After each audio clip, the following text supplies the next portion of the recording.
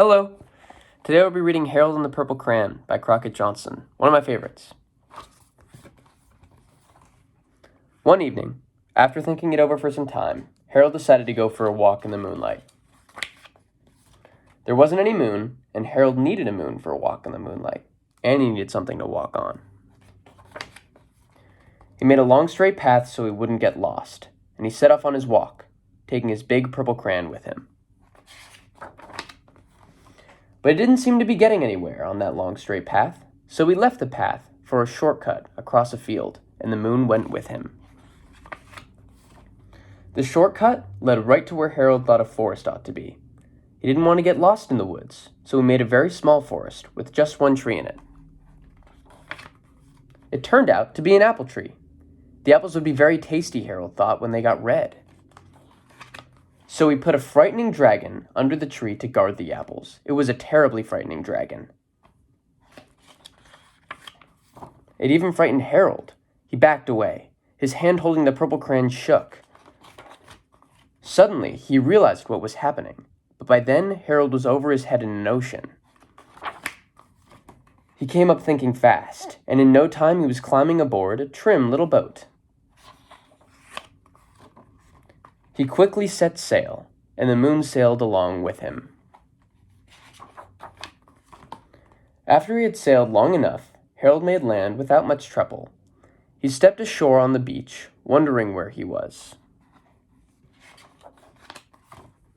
The sandy beach reminded Harold of picnics, and the thought of picnics made him hungry, so he laid out a nice simple picnic lunch.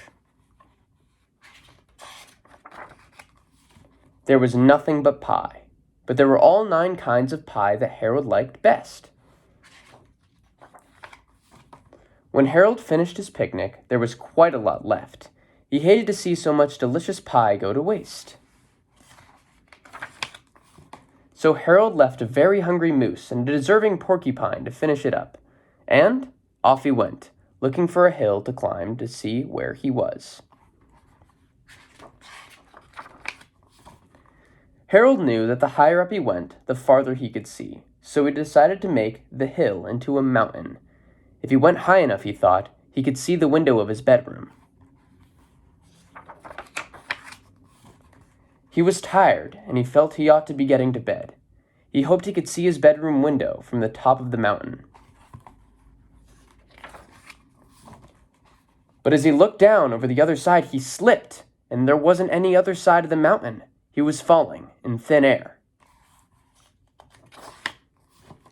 But luckily, he kept his wits and his purple crayon. He made a balloon, and he grabbed onto it. And he made a basket under the balloon big enough to stand in. He had a fine view from the balloon, but he couldn't see his window. He couldn't even see a house. So he made a house with windows, and he landed the balloon on the grass in the front yard. None of the windows was his window. He tried to think where his window ought to be. He made some more windows. He made a big building full of windows. He made lots of buildings full of windows. He made a whole city full of windows. But none of the windows was his window. He couldn't think where it might be. He decided to ask a policeman. The policeman pointed the way. Harold was going anyway, but Harold thanked him. And he walked along with the moon, wishing he was in his room and in bed. Then, suddenly, Harold remembered. He remembered where his bedroom window was when there was a moon. It was always right around the moon. And then Harold made his bed. He got in it, and he drew up the covers. The purple crayon dropped on the floor, and Harold dropped off to sleep. The end. That's one of my favorites. I love Harold and the Purple Crayon. I hope you enjoyed that.